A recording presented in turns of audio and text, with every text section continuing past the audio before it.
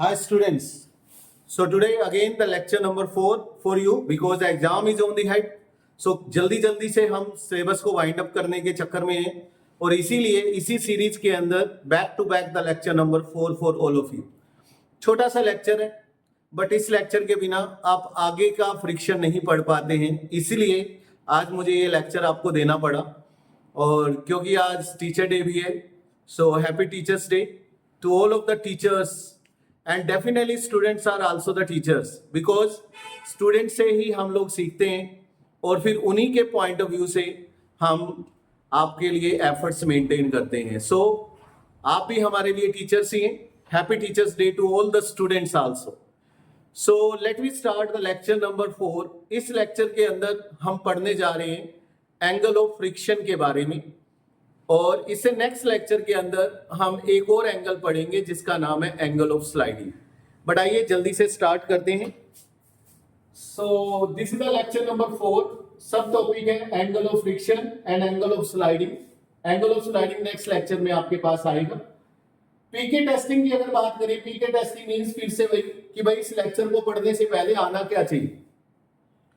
इस लेक्चर को करने से पहले आपको यह पता होना चाहिए कि कितने टाइप के फ्रिक्शंस होते हैं, फ्रिक्शन को कैलकुलेट कैसे करते हैं, कंपैरिजन कैसे करते हैं. क्विक शॉर्ट में बता देता हूं.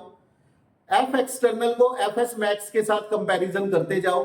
अगर F external less than F S max है स्टैटिक फ्रिक्शन, एफ एक्सटर्नल है ही नहीं तो no friction, F external equal to F S max है limiting friction, F external F S max से ज्यादा है तो काइनेटिक फ्रिक्शन. ओके, सो आज के लेक्चर के अंदर हम पढ़ने जा रहे हैं angle of friction. Basically angle of friction आप वर्ड मत यूज कीजिए, आप वर्ड यूज कीजिए resultant reaction force offered by the ground. अगर ये कॉन्सेप्ट आप अपने माइंड में रखेंगे तो आपको एंगल ऑफ फ्रिक्शन का एक भी न्यूमेरिकल आपसे गलत नहीं होगा, एरर नहीं आएगा. Angle of friction is a good thing but you can say resultant reaction force offered by the ground. अब आइए, मान लीजिए आपके पास ये फर्स्ट केस है. इस केस में यहां पर रफ फ्रिक्शन है. एफ एस म्यू की वैल्यू आपको गिवन है 0.5. बट इसके केस में आप देख रहे हैं ब्लॉक है, मास mg है, रिएक्शन आर है, एफ एक्सटर्नल अप्लाइड है ही नहीं. अगर अप्लाइड फोर्स ही नहीं है बच्चों तो फ्रिक्शन भी नहीं होगा. सो ऐसे केस में जो ग्राउंड ऑफर्ड करेगा रिएक्शन वो सिर्फ ये होगा और ये किसके इक्वल होगा, mg के इक्वल. ये तब केस है जब आपने किसी ब्लॉक पे कोई फोर्स लगाया ही नहीं है. Okay okay, the next one. For example मैं आपको एक एग्जांपल से बताता हूं. मान लीजिए ये मेरे पास एक ऑब्जेक्ट है और ऐसे रखा हुआ है. ठीक है, अभी यहां रफ तो है लेकिन मैं इस पे कोई फोर्स नहीं लगा रहा हूं. इट मींस कि यहां पे इस टाइम स्टैटिक फ्रिक्शन भी नहीं है. सो ये हमारा फर्स्ट केस है जिसको हमने यहां पे कैरी ऑन किया. द नेक्स्ट केस बेटा दिस वन. अगर आपका फोर्स 0 से तो ज्यादा है, यानी एफ एक्सटर्नल 0 से तो ज्यादा है बट एफ एस मैक्स से कम है. अब आपको एफ एस मैक्स तो आता ही होगा. एफ एस मैक्स कैसे फाइंड करते हैं? एफ एस मैक्स फाइंड करने के लिए हम mu S into reaction use करते हैं. ओके, सो अगर आपका F external F S max से कम है तो पहली बात तो भाई बॉडी चलेगी या नहीं चलेगी, पहले ये बताओ. आंसर है नहीं चलेगी. ओके ठीक है, अगर नहीं चलेगी तो क्या फ्रिक्शन होगा? यस होगा. कौन सा फ्रिक्शन होगा? आंसर है स्टैटिक फ्रिक्शन होगा. क्यों भाई स्टैटिक क्यों होगा? क्योंकि बॉडी चली तो है नहीं, टेंडेंसी है उसकी चलने की. यानी ये वही वाली बात हो गई कि ये यहां पे रिमोट है और मैंने इसको ऐसे किया और मैं इस पे फोर्स लगा रहा हूं ऐसे करके, लेकिन आप देख रहे हैं कि ब्लॉक चल नहीं रहा है. ये देखो नहीं चल रहा, फोर्स अप्लाइड है बट ब्लॉक नहीं चल रहा है. इट मींस ये स्टैटिक फ्रिक्शन की क्लास में आएगा. ओके, अब जब यहां पे स्टैटिक फ्रिक्शन आ गया तो यहां पर दो फोर्स लगाएगी ग्राउंड. एक कौन सा? एक तो पहले से ही लगा रखा था रिएक्शन. एक फोर्स और बिल्ट हो जाएगा जिसका नाम है फ्रिक्शन. सो यहां दो फोर्स आ जाएंगे, एक रिएक्शन और एक फ्रिक्शन. जैसे ही दो फोर्स आए आपको डेफिनेशन के लिए वापस जाना है. आपको डेफिनेशन के लिए जाना है रिजल्टेंट। रिजल्टेंट कब होता है? जब एक से ज्यादा फोर्स हो। तो जैसे ही आपने ये किया, यहां पर आपके पास दो फोर्स आ गए, एक फ्रिक्शन और एक रिएक्शन। तो आपको यहां पे रिजल्टेंट फाइंड करना पड़ेगा। आप सबको पता है स्टैटिक फ्रिक्शन सेल्फ एडजस्टेबल होता है। अगर मैं एफ अप्लाई इंक्रीज करूं लेकिन एफ एस मैक्स से कम ही रखूं, तो जैसे जैसे मैं एफ अप्लाई इंक्रीज करूंगा वैसे वैसे ये फ्रिक्शन भी इंक्रीज होगा और ये जो रिजल्टेंट है वो ग्रेटर फोर्स की तरफ बेंड हो जाएगा। सो ये लाइन आप जरा ध्यान से देखिए, एफ इंक्रीज यानी F external increase, static friction increase, so resultant bend toward the fs. Okay, so what is the theta? Theta is the resultant, ये हमारा resultant है और ये मेरा r है। रिएक्शन और रिजल्टेंट के बीच में जो एंगल होगा उसको कहते हैं एंगल ऑफ फ्रिक्शन। अब फाइंड कैसे करें सर? भाई रिजल्टेंट के लिए तो पैरेललोग्राम लॉ लगा दो, r square plus f square, और tan थीटा के लिए परपेंडिकुलर अपॉन बेस। तो ये मेरे पास ट्रायंगल है, यहां पर ये एफएस है परपेंडिकुलर और ये बेस है। सो मेरा आंसर tan थीटा में ये आ गया।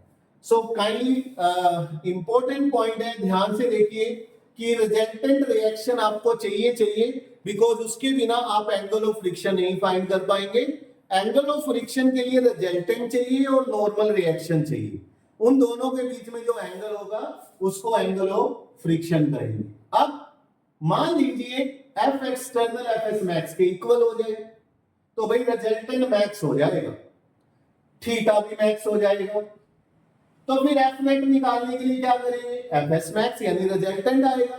बस एक ही डिफरेंस है, वहां अकेला एफ एस लिख रहे थे, यहां पे एफ एस मैक्स लिखेंगे।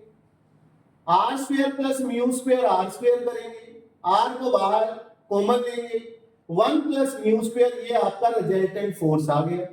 tan थीटा भी मैक्स हो जाएगा, friction F S over this, R से R cancel, so tan theta is equal to mu S के इक्वल हो जाएगा।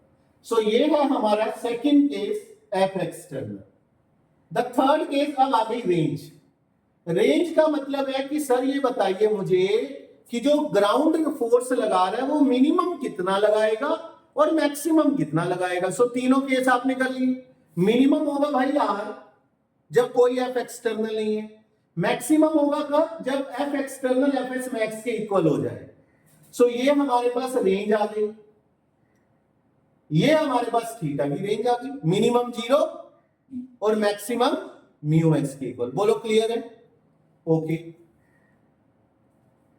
नेक्स्ट, अगर मान लो आपका F external F S max से भी ज्यादा हो गया तो क्या होगा? तो काइनेटिक फ्रिक्शन आ जाएगा। फिर मुझे कैसे पता चलेगा? उसके लिए मुझे ग्राफ आना चाहिए। ग्राफ हम ऑलरेडी कर चुके हैं। ये हमारा स्टैटिक फ्रिक्शन है, यहां जाकर फ्रिक्शन की लिमिट आ गई जिसको हम लिमिटिंग फ्रिक्शन कहेंगे। फिर वो ग्राफ नीचे आएगा और काइनेटिक फ्रिक्शन में कन्वर्ट हो जाएगा। अगर आपको ये नहीं समझ आ रहा तो लेक्चर नंबर 1 और 2 जरूर देखिए। तो ये हमारा एफ के आ गया, फिर से हमने वही एक्सप्रेशन करना है बट इस बार एफ एस मैक्स की जगह एफ के आएगा और एफ के मतलब म्यू के इंटू आर होगा और उससे हम ये आंसर यहां पे फाइंड करेंगे। सो आपके पास 4 केस हो गए। फर्स्ट, एफ एक्सटर्नल है भी है या नहीं है तो क्या वो एफ एस मैक्स से कम है तो क्या वो एफ एस मैक्स के इक्वल है तो क्या वो एफ एस मैक्स से ज्यादा है। सो 4 केसेस हैं, ठीक है, इनको हमने 1 बाय 1 न्यूमेरिकल्स के अंदर स्टडी करना है। ये हमारा फर्स्ट केस है, आइए इसको करते हैं। सबसे पहले मैं यहां पे एफ एस मैक्स फाइंड करता हूं। ये ब्लॉक मान लीजिए 10 kg है, एफ एस मैक्स तो mu S into R 5/10 into 100, so ये मेरा एफ एस मैक्स 50 आ है। ठीक है जी, ओके। सो चेकआउट करते हैं, क्या एफ एक्सटर्नल आपके पास बेटा 30 है जो कि एफ एस मैक्स से कम है, तो ये केस नंबर 2 बनेगा, यानी स्टैटिक फ्रिक्शन होगा। अगर बेटा ये स्टैटिक फ्रिक्शन है तो इसको फाइंड कैसे करेंगे? तो उसके लिए रिजल्टेंट फोर्स आपसे पूछा गया है, तो वो होगा रिएक्शन प्लस स्टैटिक फ्रिक्शन 30 के इक्वल हो जाएगा। रिएक्शन इज 100, फ्रिक्शन इज 30 और tan थीटा के लिए friction by reaction 30 by this, the answer is 0.3. You can write here tan inverse 0.3. So ये है आपका जो आंसर आपने यहां पे फाइंड किया। ठीक है, आप ध्यान से देखिए, take the screenshot of that numerical. ये नेक्स्ट क्वेश्चन है आपके पास, इसमें भी आपके एफ एक्सटर्नल को कंपोनेंट करने, यहां पे 50 cos 37 दैट इज 4/5, ये आपके पास 40 आ गया, और यहां पर बेटा आपके पास 50 sin 37 3/5, ये 30 आ गया। ये रिएक्शन है, mg यहां पर 100 है, so reaction plus 30 is equal to 100, reaction 70 आ गया। अब हम एफएस मैक्स फाइंड करते हैं, जो कि 0.5 इंटू दिस, तो आपके पास एफएस मैक्स 35 आ गया। अब बताइए क्या होगा इसके केस में? हम देख पा रहे हैं कि आपका जो एफ अप्लाइड है वो 40 न्यूटन है, which is greater than F S max. So इस केस में ये काइनेटिक फ्रिक्शन में कन्वर्ट हो जाएगा। सो हमें एफ के फाइंड करना होगा, विच इज म्यू के into R, 4/10 into 70, this is 28। So resultant force अगर हम यहां फाइंड करेंगे बेटा, ये होगा 70 स्क्वायर प्लस 28 स्क्वायर, और अगर हम tan थीटा फाइंड करते हैं तो 28/70। सो इस वजह से आप ये क्वेश्चंस को कैरी ऑन कर सकते हैं। आप देखिए जरा, अब जो नेक्स्ट क्वेश्चन है, जस्ट वीडियो के अंदर वो होमवर्क है आपके लिए, ये क्वेश्चन आपने खुद करना है बेटा, ध्यान से देख लीजिए। वेरी इंपॉर्टेंट क्वेश्चन, पुलिंग और पुशिंग आपने लेक्चर नंबर 3 में किया था। सेम कंपोनेंट रिजोल्व कीजिए, थीटा फाइंड कीजिए एंड रिजल्टेंट फोर्स को फाइंड कीजिए। मेरे लेक्चर के अंदर प्रीवियस लेक्चर का कंटेंट तो आपको मिलने ही वाला है। नेक्स्ट अगर चले हम, सो ये फिर से एक क्वेश्चन है। इस क्वेश्चन के अंदर एक एक्स्ट्रा फोर्स डाउनवर्ड लगा हुआ है जिसका नाम है 50 न्यूटन।